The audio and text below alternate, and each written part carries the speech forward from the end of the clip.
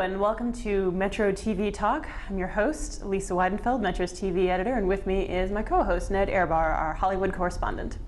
Hello. Hey, Ned. So to get things started with this week, I thought we'd lead off with a little ratings battle. Something that's been really noticeable so far this season is that the comedy Blackish is one of the only new comedies that has really taken off. A lot of the other ones that were in that big rom-com group have not taken off with viewers in the same way, and I think for me, the answer seems almost right there. If they're all grouped together as romantic comedies, people aren't really distinguishing between them.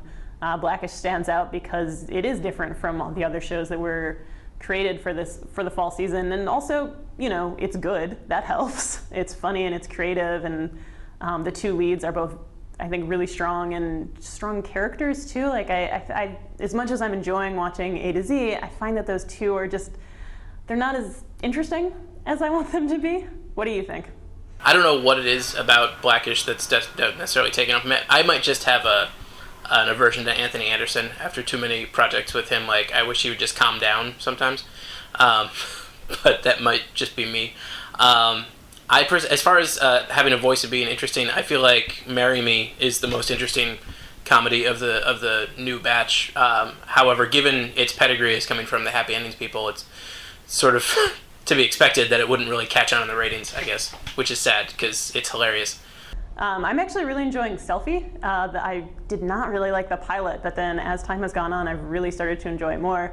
But that one was made by the people who made Suburgatory, which, much like Happy Endings, did not find a huge audience. So I'm pulling for Selfie, but not too sure what's going to happen there. I feel like Selfie was somehow written off even before it premiered by a lot of people. So it has an uphill battle still. Yeah. I'm still confounded, as much as I enjoy the show, by the massive success of The Walking Dead.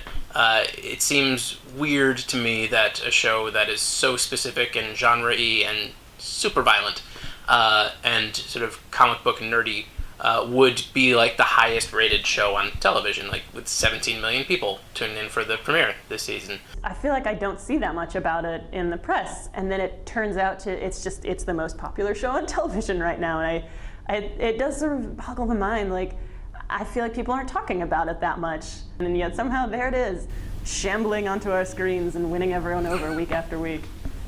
Well, that leads us to our next section, beginnings and endings.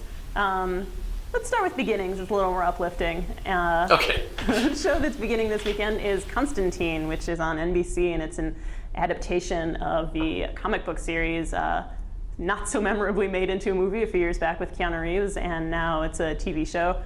There's been a lot of sort of retooling happen with it. I think the show also has the issue of it has to both please the longtime fans of the show, of the comic, and also reel in people who aren't comic book fans. And there's been a lot of outcry about the fact that he's supposed to be a chain smoker, but they won't let him smoke on TV because of the puritanical world we live in.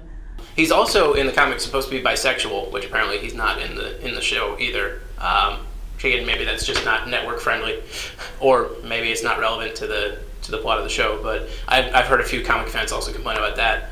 I'm curious about how well it'll work, just based on the fact that even in the comic book world, he's a beloved but very niche character. Yeah, I think that's a big question for that one. That's always a question with these comic book shows, is can they get that broader audience beyond the group of comic book fans? Moving on to endings, what would you like to say? How do you feel about Boardwalk Empire ending?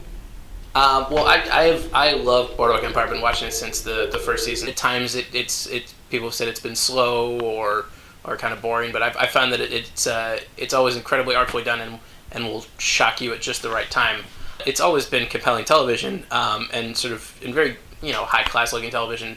But again, even for an HBO show, like, nobody's been watching it. I've been very alone in that. Yeah. Do you foresee this one joining the sort of pantheon of great HBO shows, or is it sort of destined to always be a second tier production that they put on? I feel like it's not even going to have like the obsessive remembrance of, like, say, Deadwood. All right. Well, I think that's all we have for Metro TV Talk for this week. If there's any shows that you think we should be talking about, or if you just think we're absolutely wrong about something, let us know in the comments or on Twitter, and just give us a shout. All right. Talk to you later. See you next time.